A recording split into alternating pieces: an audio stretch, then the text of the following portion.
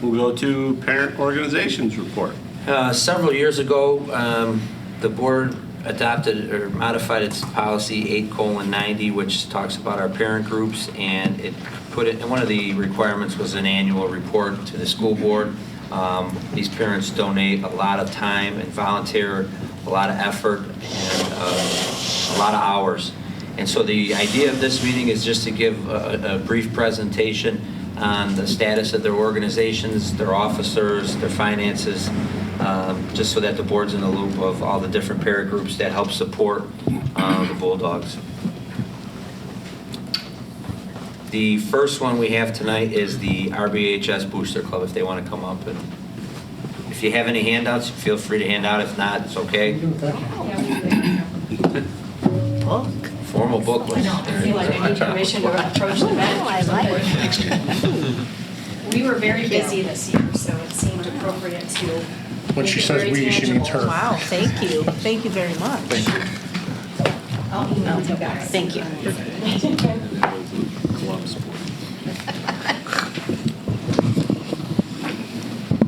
Well, thank you for having us. As far as the officer are concerned for the upcoming year, it is, again, myself, Brian Toomey, as the president, Jennifer Royer as vice president, Kathy Keene has gone from treasurer to second vice president, and we've been able to recruit and get some new blood in the fold for the board. Michael Murphy is going to be the treasurer. That is a 2-year position, and Jennifer Pekoric will be the secretary. As far as contributions are concerned, we were able to make a major donation to the school to help offset some of the costs of the scoreboard. It was roughly $8,600. And we think the scoreboard is absolutely gorgeous, and we appreciate the large banner that we have on there for our donation. So, in addition to that, Bulldog boosting spirit. We've made some stadium upgrades as far as spirit's concerned.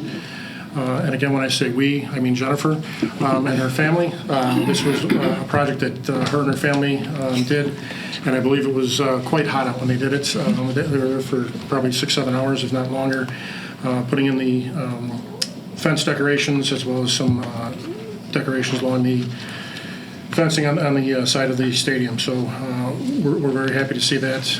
We've also instituted a True Blue program, where we're rewarding students for their spirit at all the sporting events, where they get a gift card to spend at the concession stands, on us as a thank you for being there to support the players on the field and the courts and what have you.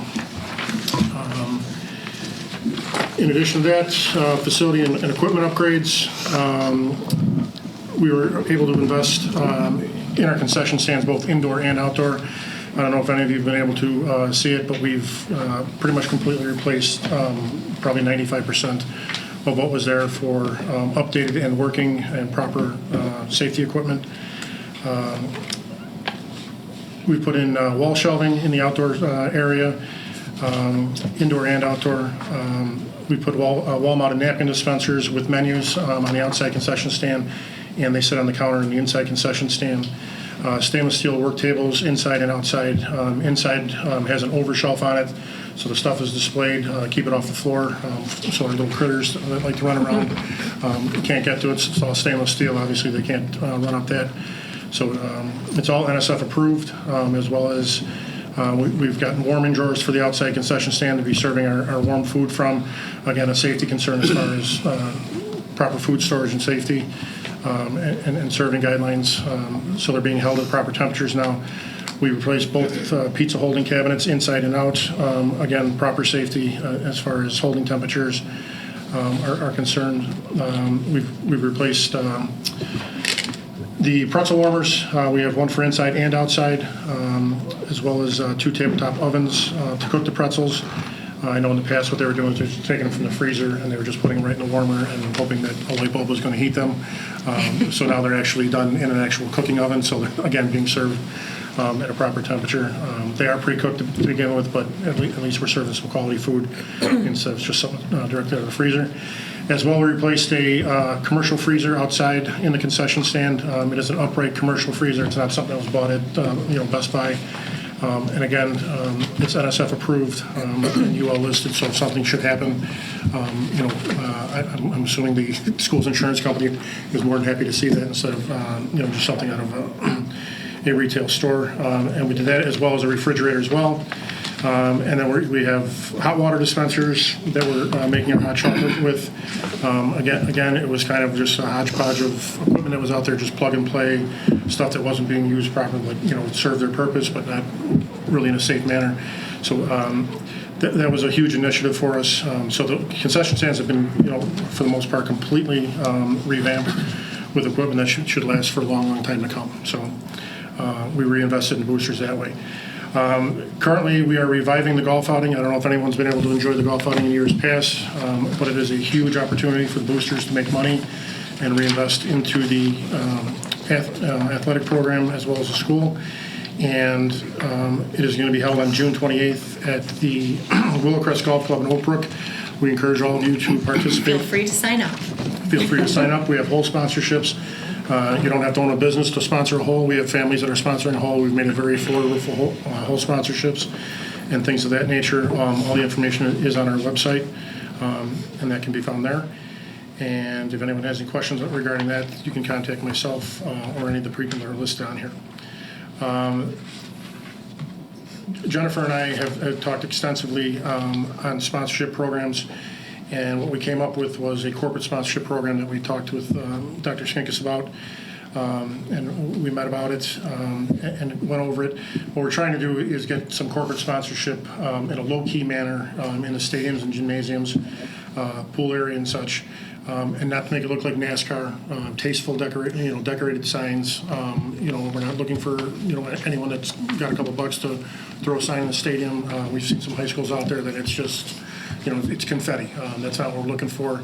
We have a beautiful facility there, and we're keeping that in mind what we're doing. So what we did is we're limiting it to 8 sponsors at different levels. We have a large corporate sponsorship level of $3,500. It's already been sold, and then it goes down, it tiers down from there. And 3 of the sponsorship packages are already sold. 3 of the 8. So it is getting some steam in the community. And we think it'll be successful and another way for the boosters to generate some money and be able to give back to the athletes going from there. So the next topic is membership, and pretty much on from there is everything that's near and dear to Jennifer's heart. So I'm going to let her go ahead and explain it to you. Thank you. And I should probably just say also, I can tell most of you already figured this out, but the pocket to the right has a lot of these supporting materials in it. So the actual Bulldog Partner Corporate Sponsorship Program, there's a printout in the folder for you guys to take a look at, as long as some other supporting materials. So you can look at your leisure.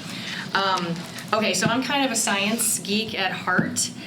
So this is my favorite part, this graph here. This is an undeniable trend of upward membership numbers.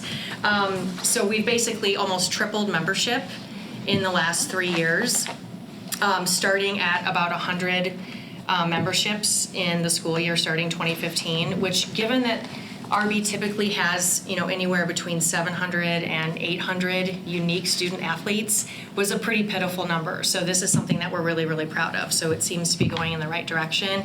We've set an aggressive doubling goal for ourselves. These last few years scared us to say 600, but we've set a mark at 400 for next year. So that's what I hope we're back here having met where this big orange star is for, this time next year. Another thing that was a big improvement for this year is we are now doing much enhanced seasonal program books. So there's also an example of that in the folder. It used to just be something, it was like sort of just on regular paper, and we got a lot of help actually from the athletic office just printing it out. But we wanted to kind of boost it a little bit and also, set the course for that actually itself being a revenue generator.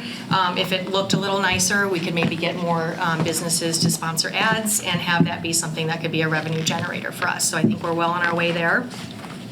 Another thing we did to boost revenue was expand our Chef's Night Out program. So Chef's Night Out is where we partner with local restaurants and they donate a part of the evening's proceedings to boosters. In the past, that either wasn't happening at all or it was happening 1 or 2 times per year. And we set a goal for ourselves this year to do 1 per month. and under the stewardship of Sandy Bryalot, who was the program chair, we hit one per month and made almost $900 from that, which is a really big improvement. You know, it adds up every little bit. $100 at a time still counts. Another thing we did to sort of foster, this isn't directly necessarily with fundraising, but to kind of foster that sense of community and excitement about boosters, is to enhance our team rep and coach program. So a couple years ago, we initiated the team rep program where every sport is assigned a parent team rep. And that is the person who kind of generates excitement with the parents, walks through the stands, gets people, you know, informed about becoming members, talks to the coaches, just kind of trying to form that sense of community. And we can tell already it's been working because, you know, we've set a target of 25% membership per team. And we doubled the number of teams this year that met that metric. So we can tell already it's working. And we just kind of want to keep that going. And the coach outreach was, we're just trying to formalize a little bit, like have it not be so willy-nilly, like, oh, hey, how about you get us this? Or, you know, really kind of holding the coaches responsible for filling out an official form, getting quotes. What are those quotes? Where are you going to get this from? You know, and then as it comes in as a formal form, then we're able to also track more carefully what requests have come in over, you know, year to year. So we've been able to, on more than one occasion, coaches requested something and gave us a price, what they were quoted. And we've been able to go out and source that exact product that they were looking for at a much less right, but we cheaper price. can't do that unless we have that information. So we asked them to give us a quote, because some just go like online, this is what I can get, and you know, that's it. Right. So we were able to, in several occasions, get them exactly what they wanted. It's always apples for apples, but you know, they're asking for 20 and something, and we're saying, well, we'll give you the same amount of money, you can get 25 type thing. So we've been able to work it that way successfully. Okay, so the next thing is we now have our own parent-designed, Mike Wazurkowitz, our website chair, designed from scratch a new boosters website that allowed us to have a lot more flexibility and do online membership ourselves. So that's rbsportsboosters.com. Feel free to go there anytime. We've got lots of good stuff there now, you know, more sport pictures and schedules and calendar events and things like that. So that's still a work in progress, but we're proud of how far it's come in 1 year. We also were happy to welcome 2 new sports under our umbrella, the boys and girls lacrosse team. And they have already received funding. Their parents have been really enthusiastic, so that's been really cool to see.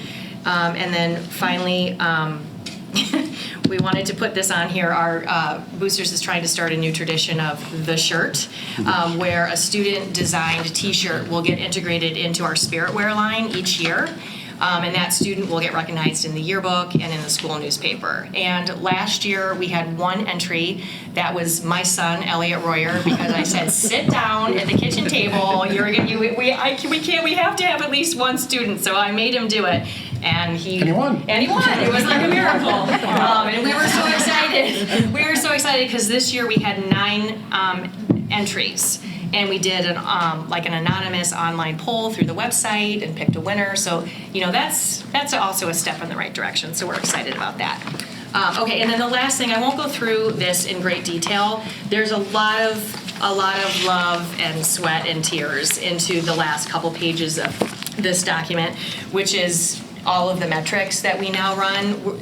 All of this is, you know, it's not meant to be punitive, it's just meant to be motivating. So now each sport now is associated with 3 metrics: what their membership rate is for their sport, what their volunteer score is, and whether or not their team rep showed up for, you know, the 3 monthly booster meetings that were in their active season. The big table here just shows the success rate of that. Okay, so about a third were successful on the 2 main metrics, which was the membership rate and the volunteer score. And another solid almost third hit one or the other, and generally speaking, really solidly. So they just need to spread out their work a little bit more. And we have some work to do on another third of the sports, but it's a big improvement from last year, so we're excited about it. And then the last couple pages just summarize all the financials for you guys to take a look at and evaluate, and you can let us know if you ever have any questions. Thank you very much for the detailed presentation. Yes. Data geeks. Right? Yeah, and there was so much that was accomplished, it seemed weird not to actually itemize it. So Oh, we're you hoping guys to have have a done good a jumping lot. off point. You have done a lot. Is your website linked to the school website, the boosters website? You have to go through the parent. Okay. So it's not through part. 8 to 18. I was able to tee it up on its own. Yeah, and Okay. you'll see there's a little explanation there. So the first year we did online membership through 8 to 18. We were hoping that they would, they told us they were going to offer a bunch of like website capabilities, and those just didn't materialize. So we just needed more flexibility. Gotcha. No, congratulations. There's a lot here, and I love the way you have the metrics to kind of look where your dollars go in terms of participation on the boosters. Do you need the folders back, Brian? No, yours to keep, but just so you're all aware, you can see the detail that goes into this, and it's 100% done by Jennifer Royer.